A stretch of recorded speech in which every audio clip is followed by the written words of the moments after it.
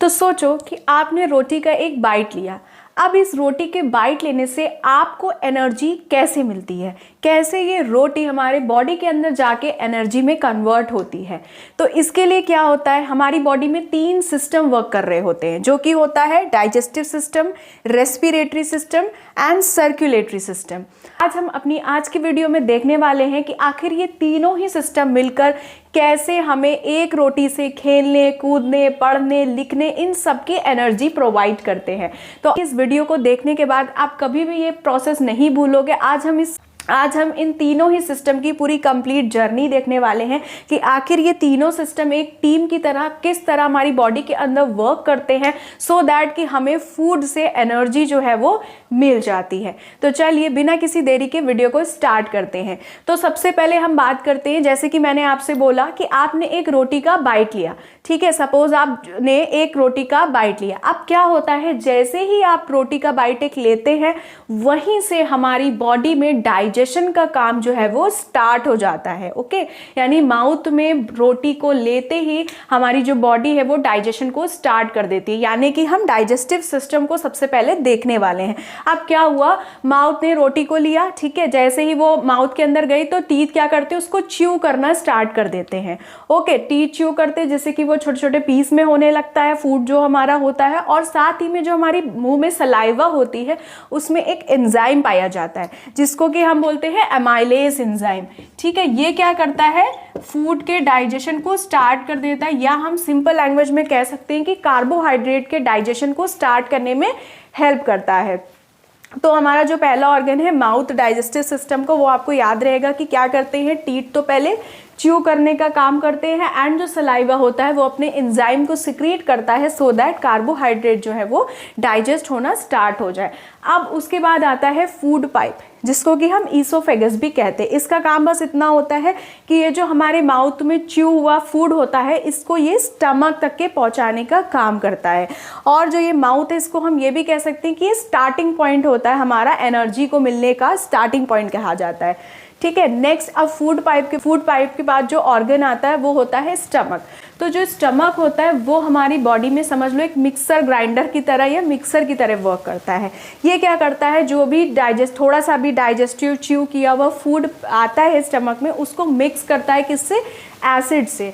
अब जो स्टमक की वॉल्स होती हैं वो कुछ एसिड प्रोड्यूस करती हैं और सिक्रीट करती हैं स्टमक में। तो जो ये स्टमक है वो क्या करेगा, जो भी डाइजेस्टेड फूड आया है माउथ से, उसमें जो है वो एसिड को मिक्स करना स्टार्ट कर देता है। साथ ही क्या करता है, जितना भी डर्ट वगैरह होता है उसको रिमूव करता है, यानी कुछ बैक्टीरिया चले गए हैं, कोई भी किसी भी तरह का अगर कह सकते हैं हार्मफुल सब्सटेंस चला गया है तो उसको रिमूव करने का काम करता है।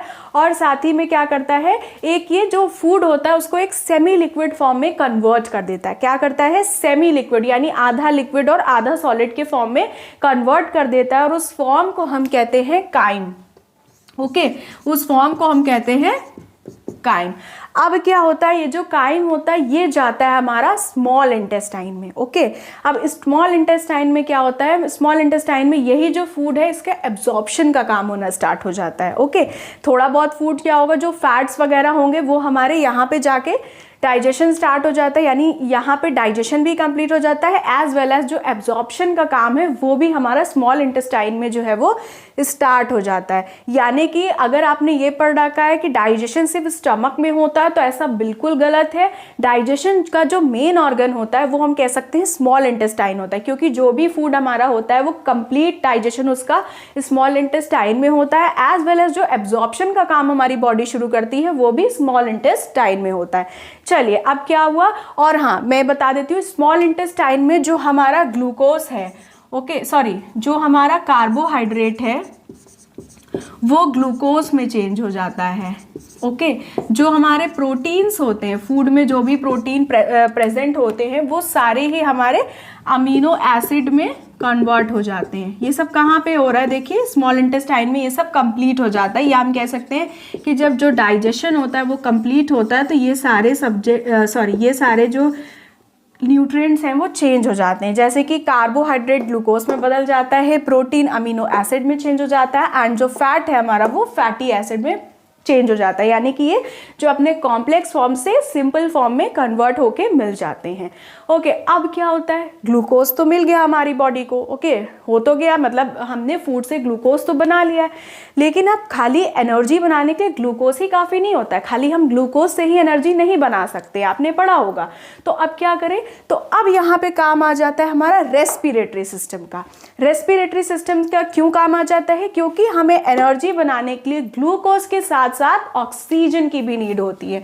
यानी अगर हमें एनर्जी बनानी है तो हमें ग्लूकोज के साथ ऑक्सीजन भी चाहिए होता है, तभी हमारी जो बॉडी है वो एनर्जी को बना पाती है। तो ऑक्सीजन के लिए क्या होता है, ऑक्सीजन के लिए हमारे पास एक और सिस्टम आ जाता है बॉडी में, जिसको कि हम रेस्पिरेटरी सिस्टम कहते हैं। ये क्या करता है, लंग्स की हेल्प से, नोज, लैरिंग्स, फेरिंग्स, इन सभी की हेल्प से क्या करता है, बाहर से जो ऑक्सीजन है उसको इनहेल करता है, और हमारी जो बॉडी है या जो ग्लूकोज है हमारी बॉडी में उसमें ऑक्सीजन पहुंचाने का काम करता है। यानी देखिए, हमने देखा डाइजेस्टिव सिस्टम का काम क्या था, फूड को डाइजेस्ट करना। ओके, फूड का जो कॉम्प्लेक्स फॉर्म है उसको चेंज करके सिंपल फॉर्म में कन्वर्ट कर देना, जिससे कि बॉडी उसको हमारी एनर्जी को बनाने में यूज कर सके। क्योंकि जो हम फूड खाते हैं अगर हम उससे एनर्जी बनाना चाहें तो वो कभी भी नहीं बन पाएगी, क्योंकि वो इतना कॉम्प्लेक्स है कि हमारी बॉडी उसको अब्जॉर्ब ही नहीं कर पाएगी।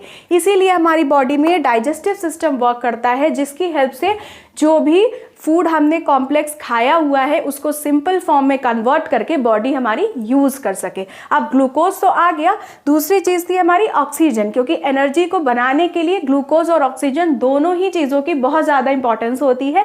इसीलिए ऑक्सीजन को लेने के लिए एक दूसरा बॉडी सिस्टम हमारे बॉडी में काम करता है, जिसको कि हम रेस्पिरेटरी सिस्टम कहते हैं। इसका काम यही है कि ये बाहर से ऑक्सीजन हमारी बॉडी में इनहेल करता है with the help of lungs, with the help of nose, so that कि हमारी बॉडी को ग्लूकोज के साथ साथ ऑक्सीजन भी मिल सके। ओके, तो चलिए अब हमारे पास ग्लूकोज भी हो गया एंड ऑक्सीजन भी हो गया। अब क्या करना है, अब ग्लूकोज और ऑक्सीजन तो हो गया, अब इसको हमारी बॉडी को सारे पार्ट्स में ट्रांसफर भी तो करना है। जब तक ये ट्रांसफर नहीं होगा, जब तक ये सेल तक ये दोनों चीजें पहुंचेंगी नहीं, तो हमारी एनर्जी बनेगी कैसे। तो अब यहाँ पे काम आता है हमारा सर्कुलेटरी सिस्टम का। सर्कुलेटरी सिस्टम का काम ही यही होता है कि जो भी हमारा ऑक्सीजन और ग्लूकोज प्रोड्यूस कर रखा है बॉडी ने, उसको सारे ही बॉडी के पार्ट में पहुंचाना। ओके, तो यहाँ पे जो सर्कुलेटरी सिस्टम होता है उसका मेन पार्ट होता है ब्लड। ब्लड का ही काम ये होता है कि ये जितना भी ग्लूकोज और ऑक्सीजन होता है इसको एब्जॉर्ब करके सारी ही बॉडी पार्ट्स तक के ट्रांसपोर्ट कर सकता है। हम ये भी कह सकते हैं कि ब्लड जो है हमारा वो एक डिलीवरी ट्रक की तरह काम करता है, जो कि सारे ग्लूकोज और ऑक्सीजन को सारे सेल्स में पहुंचाता है बॉडी के। ओके, अब यहाँ पे क्या होता है, जो हमारा डाइजेशन के बाद हमें ग्लूकोज मिला था और रेस्पिरेशन के बाद जो हमें ऑक्सीजन मिला था, ये दोनों ही चीज़ें ब्लड में जा करके मिक्स हो जाती हैं। ओके, ऑक्सीजन भी हमारा चला जाता है और ग्लूकोज भी हमारा चला जाता है। और ये दोनों हमें कौन से सिस्टम से मिले हैं, ऑक्सीजन हमें मिला है रेस्पिरेटरी सिस्टम से एंड ग्लूकोज हमें मिला है डाइजेस्टिव सिस्टम से। तो ये दोनों ही चीज़ें जाकर के हमारे ब्लड में मिक्स हो जाती हैं। अब ये ब्लड क्या करता है, इसको ट्रांसपोर्ट करने का काम करता है, यानी सारी ही ऑक्सीजन और ग्लूकोज को वन बाय वन बॉडी के हर एक सेल तक के पहुंचाता है। अब एक और सर्कुलेटरी सिस्टम में एक और इम्पॉर्टेंट ऑर्गन आता है जो कि होता है हार्ट। हार्ट क्या करता है, ब्लड को पंप करता है।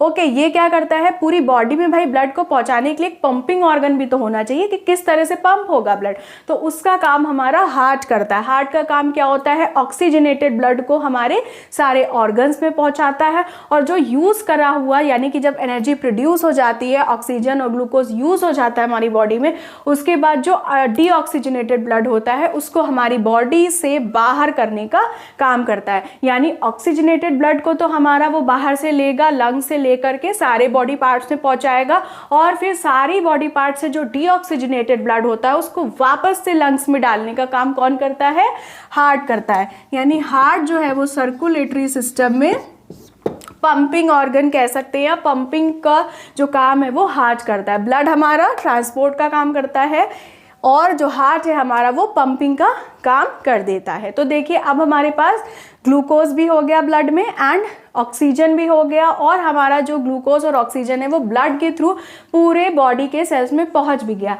अब आता है मेन चीज़, या हम कह सकते हैं अब आता है मेन पॉइंट, जहाँ पे हमारा ये जो ग्लूकोज और ऑक्सीजन है वो एनर्जी में कन्वर्ट होता है। कैसे कन्वर्ट होता है? जितना भी ब्लड है जो सेल्स में जाता है, अब हर एक सेल के अंदर एक प्रोसेस होता है जिसको कि हम बोलते हैं सेलुलर रेस्पिरेशन। जो भी सेल होता है, जितने भी सेल होते हैं हमारी बॉडी के, उन सभी के अंदर जैसे ही ऑक्सीजनेटेड ब्लड और ग्लूकोज के साथ जो ब्लड पहुंचता है, वैसे ही वो लोग एक रिएक्शन करने लगते हैं, एक प्रोसेस करने लगते हैं अपने अंदर, जिसको कि हम बोलते हैं सेलुलर रेस्पिरेशन। और इसमें क्या होता है, जो भी हमारा ग्लूकोज होता है और जो हमारी ऑक्सीजन होती है वो कन्वर्ट हो जाती है एनर्जी में, CO2 में और वाटर में। और ये जो एनर्जी प्रोड्यूस होती है, ये प्रोड्यूस होती है in the form of ATP, जिसका फुल फॉर्म होता है एडिनोसाइन ट्राइफॉस्फेट। तो इसमें क्या हुआ, जो हमारा ब्लड सेल्स में गया है विद ऑक्सीजन एंड ग्लूकोज, वो सेलुलर रेस्पिरेशन की वजह से टूट करके, यानी ग्लूकोज और ऑक्सीजन आपस में मिल करके एनर्जी बनाते हैं। किस फॉर्म में? ATP के फॉर्म में। CO2 बनाते हैं एंड वाटर बनाते हैं। अब ये जो ATP है, ये जो हमारी एनर्जी यहाँ पे प्रोड्यूस हुई है, इसी के थ्रू हमारी बॉडी को एनर्जी मिलती है खेलने की, पढ़ने की, लिखने की, दौड़ने की, बाकी जितने भी काम आप करते हैं वो सारी ही पावर हमें कहाँ से मिलती है? इसी एनर्जी के थ्रू मिलती है, जो कि हमने इतना प्रोसेस करके, इस पूरे तीनों सिस्टम ने मिलके जो प्रोसेस किया था उससे बनी होती है। ठीक है, तो एनर्जी तो हमारी बॉडी को मिल गई। अब ये क्या है? ये जो CO2 है, ये क्या है? ये वेस्ट है हमारे लिए। हमारी बॉडी को कार्बन डाइऑक्साइड की ज़रूरत नहीं होती है। तो फिर ये जो CO2 है, ये लंग्स के थ्रू, अभी मैंने बताया हार्ट क्या करता है, जितना भी डीऑक्सीजनेटेड यानी कि जो CO2 वाला ब्लड होता है उसको वापस से लंग्स में, सारी ऑर्गन से लेकर के वापस से लंग्स में भेज देता है, सो दैट कि वो बाहर की तरफ निकल जाए। तो अब ये जो यहाँ पे CO2 प्रोड्यूस होती है, वापस ब्लड में मिक्स हो करके लंग्स, हार्ट के पास जाती है, हार्ट इसको वापस से लंग्स में भेजता है और फिर वो वापस से ऑक्सीजनेटेड ब्लड में उसको कन्वर्ट करता जाता है। तो CO2 हमारा निकल गया, एनर्जी हमारी यूज हो गई, एंड अब हमारा बचा वाटर। तो वाटर क्या करता है, जो डाइजेस्टिव सिस्टम का एक और ऑर्गन होता है जिसको आप लोग ने पढ़ा है लार्ज इंटेस्टाइन, तो ये जो वाटर होता है ये बचा हुआ लार्ज इंटेस्टाइन में जाता है। अब ये जो लार्ज इंटेस्टाइन है, ये क्या करती है, जितना भी जरूरत का वाटर होता है उसको तो ये एब्जॉर्ब कर लेती है, और बाकी जो भी वेस्ट प्रोडक्ट होता है उसके अलावा उसको सब कुछ वो रेक्टम में पास ऑन कर देती है। अब रेक्टम क्या करता है, ये भी एक डाइजेस्टिव ऑर्गन है। रेक्टम का काम ये होता है कि जो भी वेस्ट मटेरियल होता है या जो वेस्ट प्रोडक्ट होता है उसको वो टेम्परेरी या कुछ टाइम के लिए बॉडी में स्टोर करके रखता है, बस, और कोई काम नहीं होता है। और फिर क्या होता है, जब टाइम आता है तो जो लास्ट ऑर्गन है हमारे डाइजेस्टिव सिस्टम का, जिसको कि हम एनस बोलते हैं, उससे हमारा जो वेस्ट प्रोडक्ट है, वेस्ट मटेरियल है बॉडी का, वो सब कुछ निकल जाता है। तो देखा आपने कैसे ही ये तीन सिस्टम मिलकर के पूरा आपका एक रोटी से खाने से लेकर के उसको एनर्जी में कन्वर्ट करने का काम करते हैं। तो अब आप जब भी खाना खाना तो हमेशा ध्यान रखना कि आपकी बॉडी के अंदर एक साइंस चल रही है, और अगर आप इसी तरह सोचोगे तो आप कभी भी इन तीनों प्रोसेस को नहीं भूलने वाले हो। आई होप कि आज का ये वीडियो देखने के बाद आपको बहुत ही अच्छे से क्लियर हो गया होगा कि कैसे हम बॉडी में जब खाना खाते हैं तो वो खाना कैसे एनर्जी में कन्वर्ट होता है, कैसे उसको से हमें एनर्जी मिलती है, और साथ ही में जो वेस्ट प्रोडक्ट होता है हमारी बॉडी का वो किस तरीके से बाहर निकलता है। तो अगर आपको ये आज का वीडियो अच्छा लगा हो और हेल्पफुल लगा हो तो प्लीज़ इस वीडियो को लाइक करिएगा, और ऐसे ही इंटरेस्टिंग वीडियोस के लिए इस चैनल को सब्सक्राइब करिएगा। Thank you so much for watching.